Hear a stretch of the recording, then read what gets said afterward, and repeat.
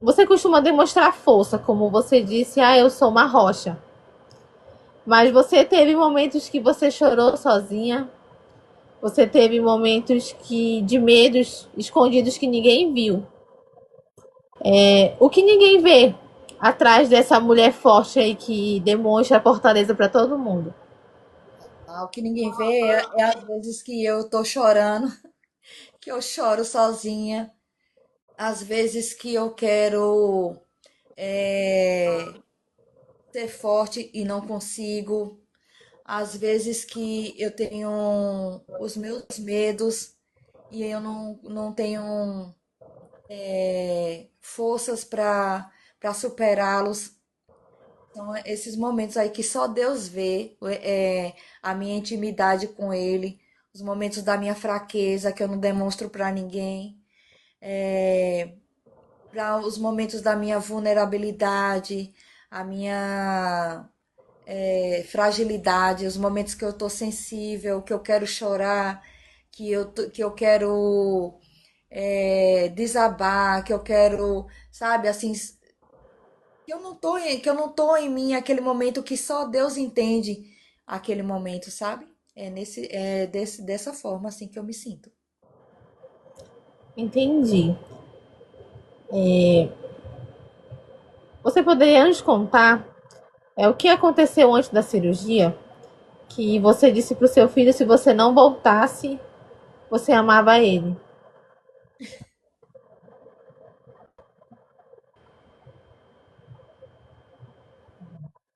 O, esse é um ponto bem sensível, né? Quando eu fui para a cirurgia, só podia ficar uma pessoa comigo me acompanhando, né? E aí o meu filho mais velho não pôde ir porque ele ia trabalhar e o mais novo foi me acompanhar. E aí, no outro dia, ele foi e me chamaram para o centro cirúrgico. Aí eu falei para a enfermeira disse: "Você tem alguma coisa que você necessita falar?" Aí eu disse assim para olhei para ele, bem nos ele é meu filho mais novo, ele tem os olhos grandes. Ele é bem magro, mas ele tem os olhinhos grandes. E ele ficou olhando para mim assim com a dó, sabe, com pena. Aí eu falei para ele assim, eu falei: "Filho,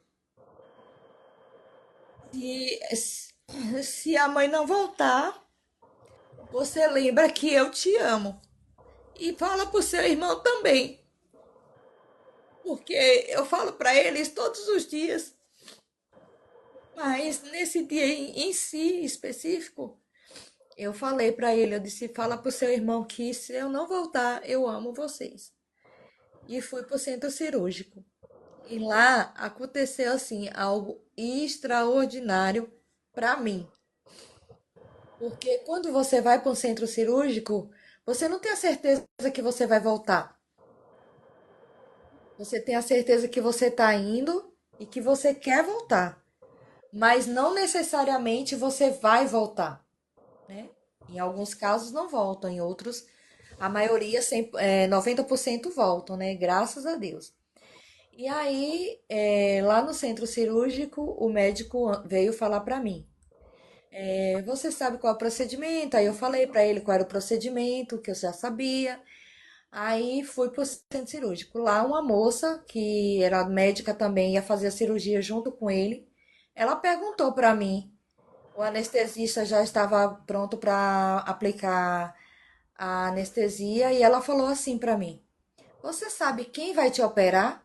Aí eu falei: "Nem pensei, na verdade, em responder." Eu disse: "Deus." Falei bem assim, automaticamente: "Deus."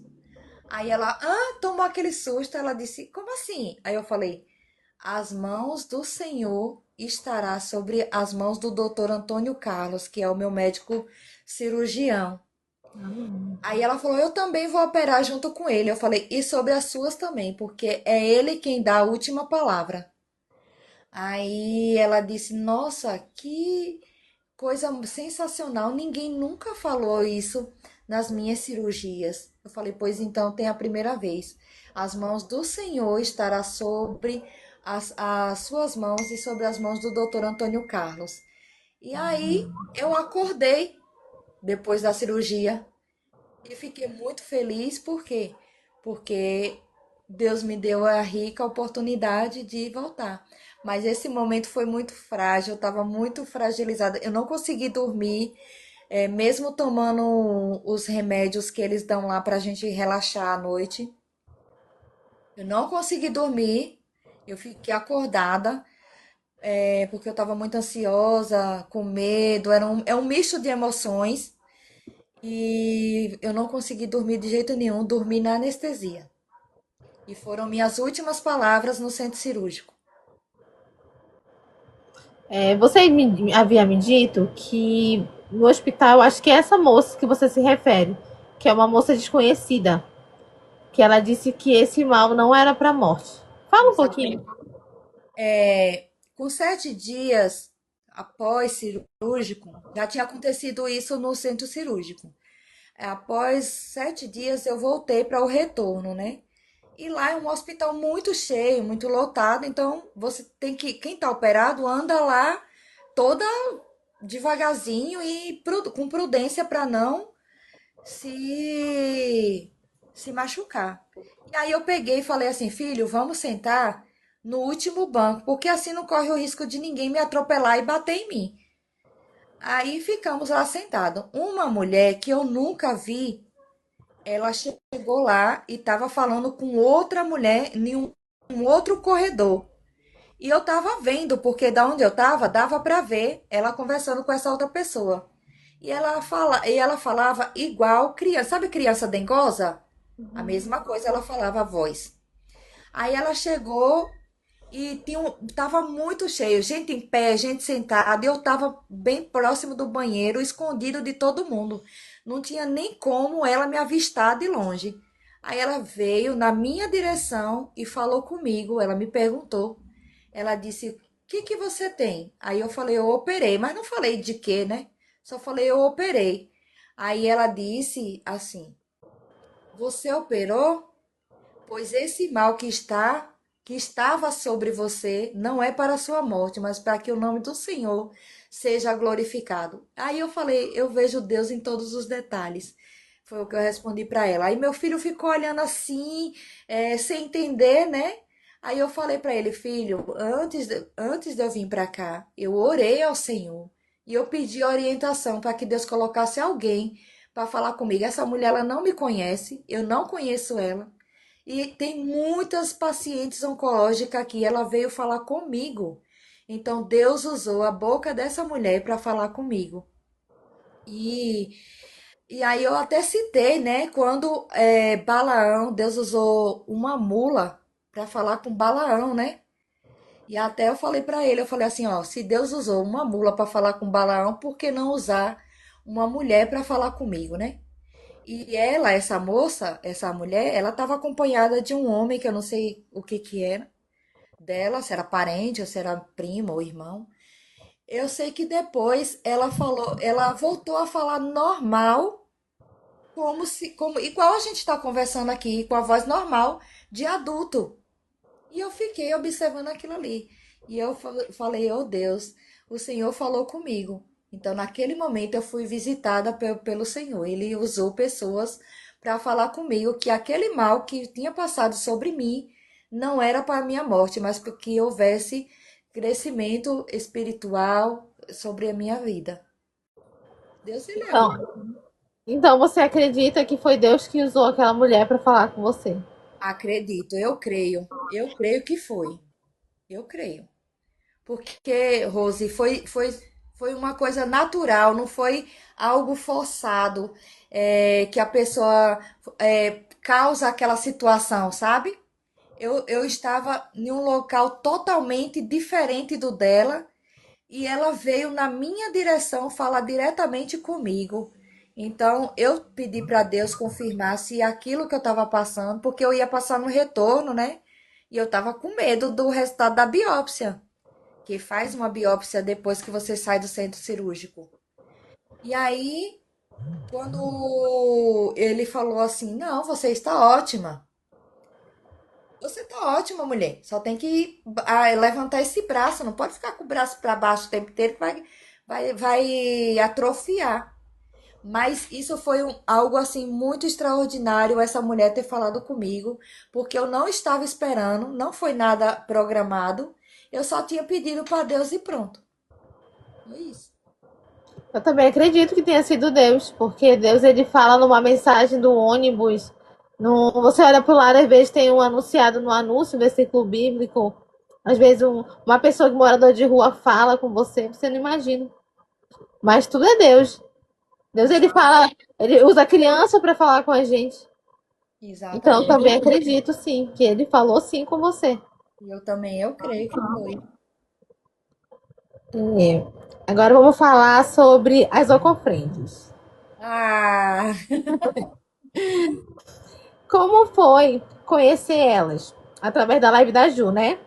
é. E, e como vocês, assim, como você viu Fortaleza nelas? Porque cada um ali tem uma história diferente para contar. Ó, eu não conhecia nenhuma delas. Nenhuma. E aí eu tava aqui na FOIU, né?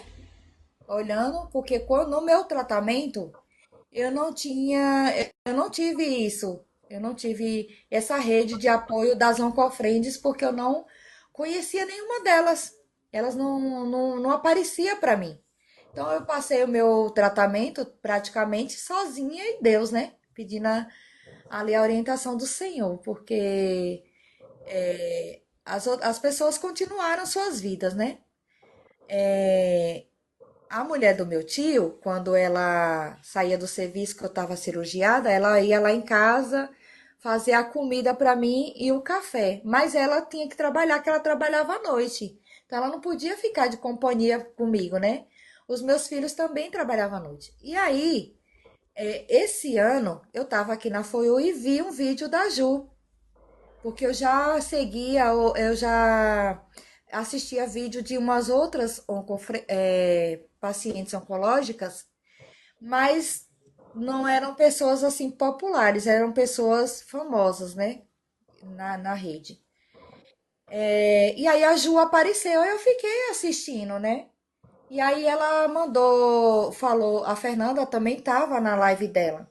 E aí ela perguntou se eu queria subir, né? Aí eu subi, me apresentei. E aí ela falou do podcast de vocês, né? Mas antes disso, a gente já estava se falando no Verdinho.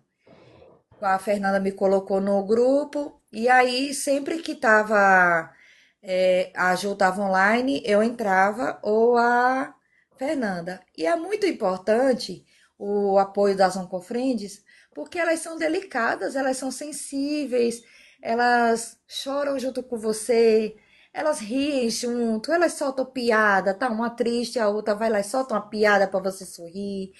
A Romilda mesmo, nossa, que doce, a Fernanda. E aí eu falo sempre para elas assim, e são várias, não vou citar nomes, porque senão eu vou ficar sem, aqui a noite toda falando o nome delas. Mas, sabe, assim, são pessoas que te ouvem, que te entendem, porque as pessoas que estão ao nosso redor, que não estão passando pelo problema, eles até entendem, mas não da maneira que elas. Elas te abraçam, mesmo sem estar perto, elas passam e trocam experiências, ela cuida de você, sabe? Elas cuidam de você mesmo de longe.